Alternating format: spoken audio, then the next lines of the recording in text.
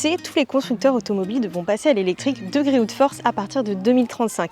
Évidemment, Kia ne fait pas exception à la règle, mais le constructeur possède déjà une gamme bien remplie avec notamment le V6 qui avait été élu voiture de l'année 2022.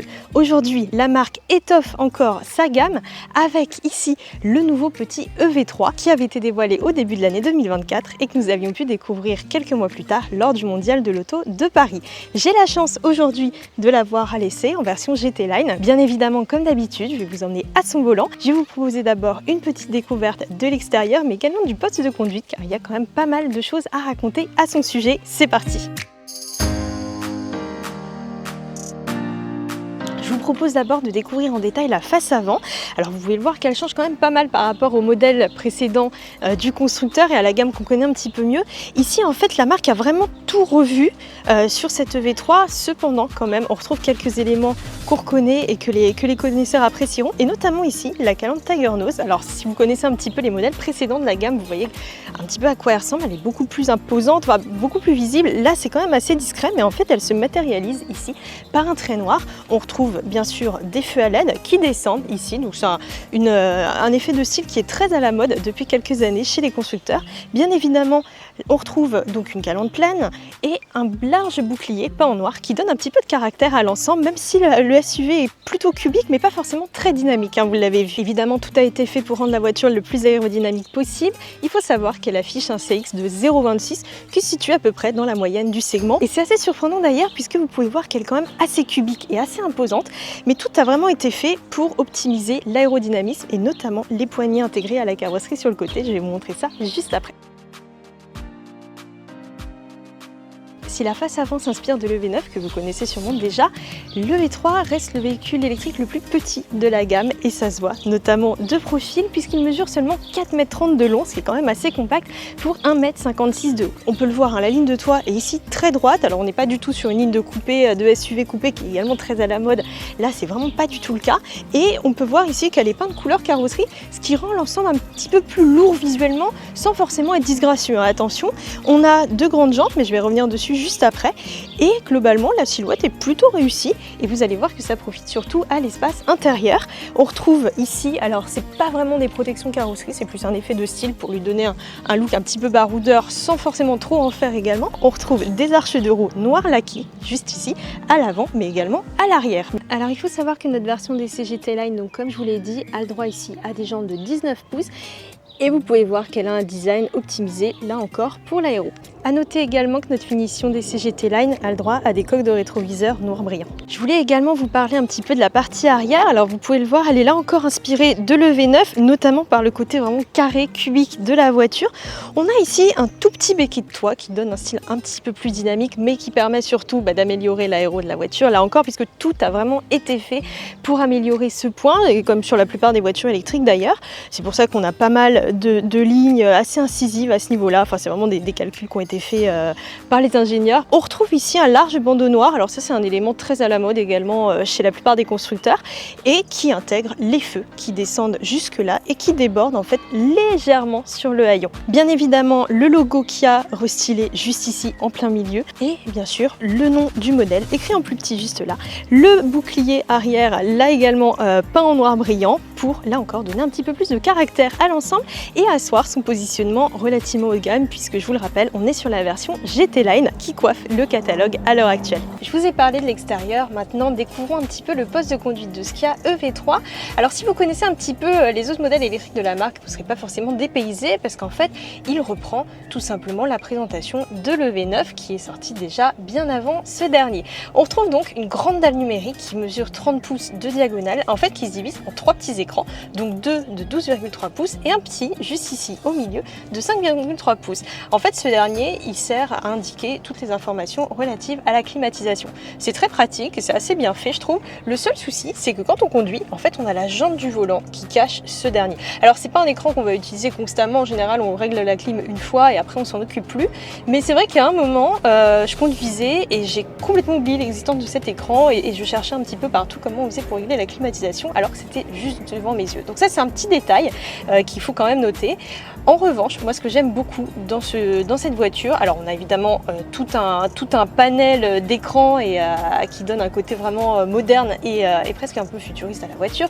En revanche, on a quand même des touches physiques, alors c'est pas des gros boutons, c'est vraiment des touches qui sont très bien intégrées, qui nous permettent d'accéder à certains raccourcis et notamment aux fonctions les plus utiles, comme la carte, les médias par exemple. On a des commandes de climatisation, là encore physiques, et qui sont d'ailleurs très faciles à gérer. On a également les sièges chauffants et ventilé sur cette version GT Line. Ça c'est un très bon point qui montre que Kia continue encore à monter en gamme, mais tout en restant quand même un modèle relativement abordable par rapport à certains rivaux, bien évidemment, même si on est bien au-dessus par exemple d'une Hyundai Easter ou d'une Renault 5, parce que c'est pas forcément le même positionnement. On a un véhicule qui est quand même assez grand, mais on va revenir dessus juste après. Pour revenir au niveau donc du poste de conduite, moi je trouve que les écrans sont très bien pensés. Ils ont des graphismes qui sont modernes. On a une bonne réactivité également. Il y a juste quand on ouvre une application, c'est un peu lent. Rien de bien dramatique non plus, mais voilà, c'est à noter. Il faut savoir qu'il est compatible avec les mises à jour OTA, donc à distance. Et on peut également télécharger des applications via le store. Là par exemple, je me connecte sur YouTube et je peux regarder toutes mes vidéos, et vous pouvez regarder les vidéos d'une fille au volant si ça vous chante par exemple. On a un écran d'accueil qui est bien pensé également avec la dernière appli qu'on a utilisée, la navigation qui est toujours là, le niveau d'autonomie, etc. Donc ça c'est vraiment bien pensé. Au niveau du dessin global de la planche de bord, c'est pas mal. On a une qualité perçue qui est quand même assez bonne dans l'ensemble. On retrouve une planche de bord à ce niveau-là, recouverte de tissu qui donne un côté un petit peu chaleureux, un peu cosy à la voiture. Même si ici on a des plastiques, vous pouvez voir, assez durs. Après voilà, rien de bien dramatique et c'est pas ça qui va faire qu'on achète la voiture ou pas, mais évidemment on le note quand même. Ce que j'aime bien ici, c'est au niveau de, là encore, de la console centrale, on a un effet un petit peu alu brossé qui est assez sympa et qui affirme un petit peu le côté un peu plus haut de gamme. Le volant, quant à lui, moi je le trouve très sympa. Alors il est assez gros, hein, bien évidemment, comme sur la plupart des voitures modernes aujourd'hui, mais il est agréable à prendre en main et en fait il a comme presque un double méplat qui donne là encore un côté un petit peu dynamique à l'ensemble. On retrouve ici à ce niveau-là des prises USB-C, donc 2, mais également une prise allume-cigare qui est très bien intégrée. Moi, il y a un petit bémol en revanche au niveau des rangements. Alors, il y a ce qu'il faut, globalement, ça va. On a juste là une console centrale qui est assez bien fournie. Mais le seul défaut, c'est qu'il n'y a aucun rangement fermé à part la boîte à gants, qui est assez grande sans être forcément immense non plus. Et en fait, tout est là.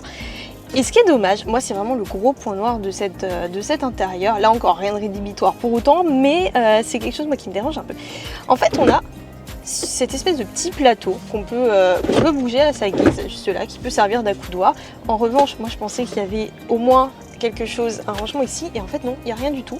Ici c'est dur et c'est pas du tout creusé, ça permet juste en fait de rentrer cette tablette, qui ne sert en fait pas à grand chose. Alors on a quelques boutons ici pour la caméra notamment, pour l'aide au parking, mais à part ça rien du tout.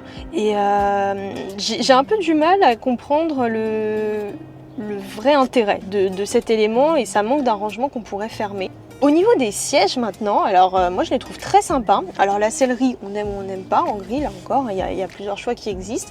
C'est recouvert donc de simili-cuir, donc cuir vegan, hein, pas de cuir animal. Le dessin est plutôt réussi et moi ce que j'aime beaucoup, c'est les appuis-têtes qui sont mous. Et ça je trouve ça très agréable parce qu'on peut vraiment bien mettre la tête et c'est un très bon point. Ils sont réglables électriquement et comme je vous l'ai dit, ils sont également chauffants et ventilés. Ça c'est vraiment un très bon point. Donc tout se règle au niveau de la porte, également le volant chauffant, et on peut également sauvegarder la position des sièges. Si vous le souhaitez, vous pouvez également utiliser la commande vocale. Par exemple, je vais vous faire une petite démonstration. Alors il suffit d'appuyer sur le bouton ferme le toit. Fermeture du toit. Et là vous pouvez le voir, elle ferme le toit ouvrant. Cette assistante vocale, elle fonctionne avec ChatGPT. Raconte-moi une blague. Quel poisson n'a pas encore de certificat de naissance? Le poisson pané. Globalement, vous pouvez voir que ça fonctionne pas trop mal. Donc dans l'ensemble, un intérieur bien pensé sur certains points, notamment au niveau de l'ergonomie. En revanche, tout ce qui est rangement, ça manque encore un petit peu. C'est dommage pour un véhicule qui se veut familial avant tout, malgré son petit gabarit. C'est quand même une voiture qui est conçue donc pour la vie de tous les jours et ça manque un petit peu d'aspect pratique. Donc c'est un petit peu dommage, même si globalement dans l'ensemble, on est quand même plutôt bien installé à son point. Je vous le rappelle, c'est une voiture qui est familiale avant tout, donc qui est conçue pour emmener des enfants ou même des adultes par exemple.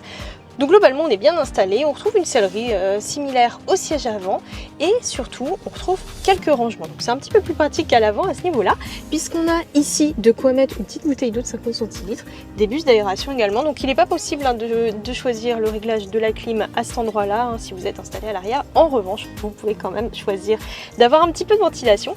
Un point également que moi j'aime beaucoup, c'est la présence de 2 ports USB-C. Et on retrouve également là des petits rangements. Là c'est pas forcément énorme, mais ça a le mérite d'exister. À ce niveau-là, dans les bacs de porte, ça c'est toujours un gros problème je trouve sur les voitures, c'est que les bacs de porte ils sont soit inexistants, soit minuscules. Là ils sont pas très grands non plus, mais au moins, là encore ça a le mérite d'exister, c'est qu'on peut quand même mettre une petite bouteille debout. C'est quand même assez pratique, notamment pour les longs trajets, surtout si vous emmenez des enfants. Au centre, un petit accoudoir si vous n'utilisez pas la place centrale, avec là encore 2 porte-gobelets. On a un empattement de 2,68 m, ce qui est assez correct. Alors comme d'habitude, j'ai réglé le siège à ma taille pour conduire. Moi je fais à peu près 1,60 m. Vous pouvez voir qu'il y a quand même assez de place, mais attention, il ne faudra pas forcément être un très grand gabarit. Pour ce qui est de la garde au toit, vous pouvez le voir, j'ai quand même assez de place. Et en fait, alors ça se voit pas forcément à l'image, mais c'est légèrement bosselé. Ici, en fait, on a un creux qui permet d'avoir un petit peu plus d'espace, là encore. À noter, c'est un peu dommage, la banquette ne coulisse pas. Alors, elle peut se rabattre, mais en revanche, elle ne peut pas avancer. C'est un peu dommage, ça aurait permis encore d'apporter un peu de modularité à l'ensemble, même si cet intérieur, il est quand même relativement pratique dans l'ensemble, même s'il y a quelques points, comme je vous l'ai dit, qui pêchent un petit peu et que j'aurais aimé pouvoir améliorer encore peut-être sur une future version, mais c'est des éléments voilà, à prendre en compte. Donc on est bien, même si voilà. À noter également qu'on a un système audio Harman Kardon sur cette version GT Line. Le son est pas trop mal vraiment dans l'ensemble et vous pouvez connecter votre smartphone donc avec Apple CarPlay ou Android Auto. Au niveau de l'amplitude de la porte, moi je trouve qu'elle aurait gagné à être un petit peu plus large pour pouvoir notamment installer un enfant par exemple, même si l'accès est quand même assez simple, mais quelques centimètres de plus n'auraient pas été de refus. Un mot sur le coffre. Alors il faut se rappeler que c'est une voiture quand même qui se veut assez familiale, donc on a un coffre qui est assez généreux, qui mesure entre 460 et 1260 litres. Vous pouvez voir également que la banquette se rabat et on a largement assez de place pour ranger les câbles de recharge. À l'avant, on retrouve un petit frunk de 25 litres, donc vous pouvez voir c'est quand même tout petit, c'est un peu dommage, mais ça peut permettre de ranger quelques affaires si vraiment on en a besoin. Nous voilà maintenant au volant donc de ce Kia EV3, je vous rappelle le plus petit modèle électrique du constructeur coréen. On est ici donc sur la version GT Line donc qui coiffe la gamme et qui affiche une puissance de 204 chevaux pour 284 Nm de couple, ce qui est quand même assez correct. Alors faut pas vous attendre non plus à un foudre de guerre, bien au contraire, mais c'est quand même largement assez pour tous les jours. On a un 0 à 100 qui est réalisé en 7,4 secondes, donc je trouve quand même très bien, avec une vitesse maximale de 170 km/h, donc qui est bridé pour préserver notamment l'autonomie, mais on reviendra dessus un petit peu plus tard dans la vidéo. Là pour l'instant donc je me retrouve sur des routes de campagne assez roulantes dans l'ensemble et on va voir un petit peu comment la voiture se comporte. Alors c'est une auto qui est très polyvalente, qui peut être utilisée pour tous les jours, mais également pour partir en vacances si on en a besoin. Alors là vous entendez, c'est le petit bip qui me signale que je roule en léger excès de vitesse. Alors c'est quelque chose qui est obligatoire dans le cadre de la norme GSR2 imposée par l'Union européenne depuis l'an dernier sur toutes les voitures neuves, mais sachez que c'est quand même possible de le désactiver. Alors pour cela il suffit de rester appuyé sur le bouton de réglage du volume et l'alerte s'en va. Même chose pour l'aide au maintien de voie et en fait qui vous permet, qui vous prévient si vous déviez un petit peu, il est possible également de la désactiver. Donc ça c'est vraiment un point qui est très bien sur les voitures du groupe Kia Hyundai, c'est qu'on peut vraiment supprimer les aides à la conduite un peu intrusives très facilement. Vous l'entendez pas forcément ici en vidéo, c'est une voiture qui est assez bien insonorisée dans l'ensemble, même si je trouve qu'on a quand même pas mal de bruit de roulement malheureusement. Là je roule pas très vite, je suis aux alentours de 80 km/h et ça s'entend quand même, donc à voir après sur des voies plus rapides ce que ça peut donner. On a plusieurs modes de conduite qu'on peut régler comme je vous l'ai dit sur le volant. Alors on en a 5. Moi mon préféré ça sera plutôt le mode normal. Alors si vous avez regardé ma vidéo sur l'éco-conduite avec Toyota, je vous conseille pas d'utiliser le mode éco qui bride en fait les pare-chocs. performance et qui risque de vous faire un petit peu surconsommer. Le mode sport, il sera quant à lui à utiliser si vous avez besoin vraiment d'avoir toute la puissance et tout le couple, puisque je vous le rappelle, on est sur une voiture 100% électrique et donc l'intégralité du couple arrive dès qu'on appuie sur la pédale d'accélérateur. Donc ça, c'est un très bon point qui permet d'avoir un certain dynamisme et de pouvoir déboîter si on en a besoin ou s'insérer sur une autoroute si par exemple les autres usagers ne vous laissent pas passer. Au niveau de la direction, alors celle-ci elle est quand même assez consistante, vraiment. Je m'attendais à avoir quelque chose d'un petit peu plus mou. Et en fait, c'est pas du tout le cas. Par contre, on va le voir après, moi je l'ai déjà expérimenté. On est quand même sur une voiture qui prend pas mal de roulis. Il faut savoir qu'on a la batterie qui est installée donc sous le plancher. Alors pour rappel, la voiture repose sur la plateforme IGMP qui est déjà bien connue au sein du groupe puisqu'elle est notamment partagée avec la Kia EV6 entre autres, ainsi que la Ioniq 5 et donc la Ioniq 5N qu'on a essayé précédemment sur la chaîne. Donc je vous l'ai dit, donc les batteries sont installées sous le plancher, ce qui permet d'avoir un centre de gravité beaucoup plus bas. En revanche, quand même, la voiture est assez pataude et ça, on le doit tout simplement aux suspensions qui sont typées vraiment très molles. Faut savoir qu'elles sont passives, hein, donc elles sont pas du tout actives. On n'a pas de suspension pilotée sur cette version et de toute façon, ça servirait pas à grand chose puisque ça reste une voiture pour tous les jours. Il y a vraiment, même si elle porte le nom de GT Line, il y a vraiment aucune notion de dynamisme, absolument pas. C'est une auto qui va plutôt s'apprécier au quotidien pour emmener les enfants à l'école, pour aller faire les courses, etc. Vraiment dans la vie de tous les jours ou sur des petites routes comme ça, mais vraiment pas pour faire de la vitesse ou quoi que ce soit. C'est pas du tout le but.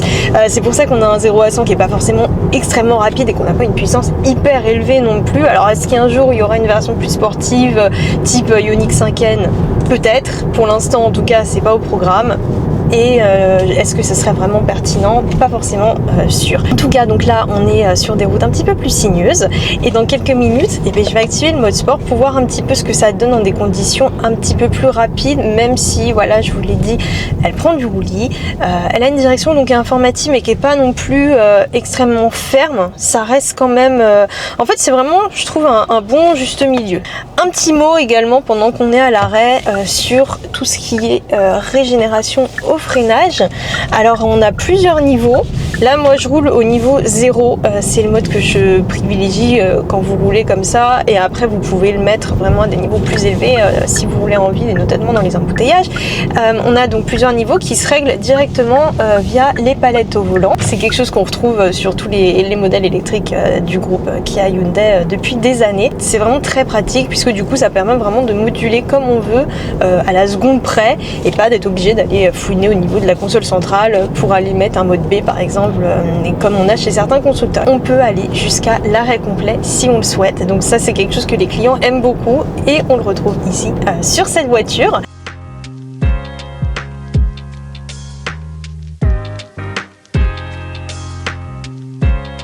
Globalement, on n'est pas sur un comportement incisif du tout.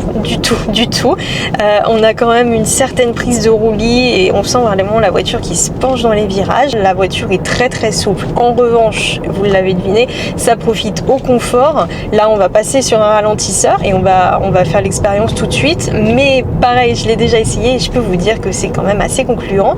On n'est pas secoué dans tous les sens et si vous avez le dos sensible, c'est une voiture qui sera envisagée parce que elle est quand même très bien suspendue dans l'ensemble, assez confortable. Alors les sièges sont pas aussi rembourrés que ce qu'on peut trouver par exemple chez Citroën avec les sièges Advance Comfort, mais quand même ça reste très appréciable et c'est une voiture qui pourra plaire aux personnes peut-être un peu plus âgées, même si je dis pas que c'est une voiture de vieux, attention, mais c'est une voiture qui pourrait plaire aux personnes âgées parce que déjà c'est un SUV, donc on a une assise qui est assez haute et en plus on a vraiment un réel confort. C'est un peu l'atout de ce véhicule qui est très polyvalent également. Un point aussi que je voulais aborder, c'est le poids. Alors il est quand même relativement réduit. Enfin moi je m'attendais pas. Il est relativement réduit pour une voiture électrique puisqu'il est affiché à 1,2 tonne, ce qui est quand même assez raisonnable parce qu'on sait que le poids des batteries, etc., ça fait très rapidement monter le poids. Et là, c'est pas vraiment le cas. Donc sur cette voiture, donc ça voilà, un très bon point, même si là encore, c'est surtout dans les virages que ça pourra se ressentir en conduite dynamique. Et comme c'est pas du tout le but de cette voiture, vous serez pas handicapé par le poids. Et la consommation, elle reste quant à elle assez raisonnable.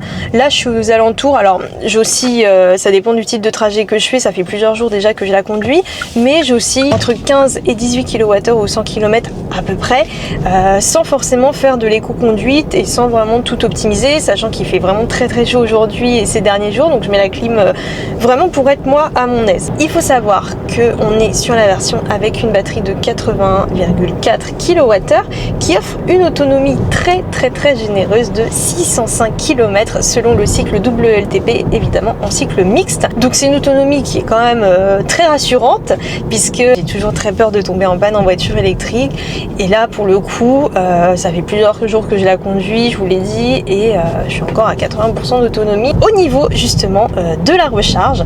Alors, il faut savoir que contrairement à d'autres modèles, notamment le V6 et la Ioniq 5, ici on n'a pas le droit à une architecture 800 volts, donc il faut se contenter de 400 volts.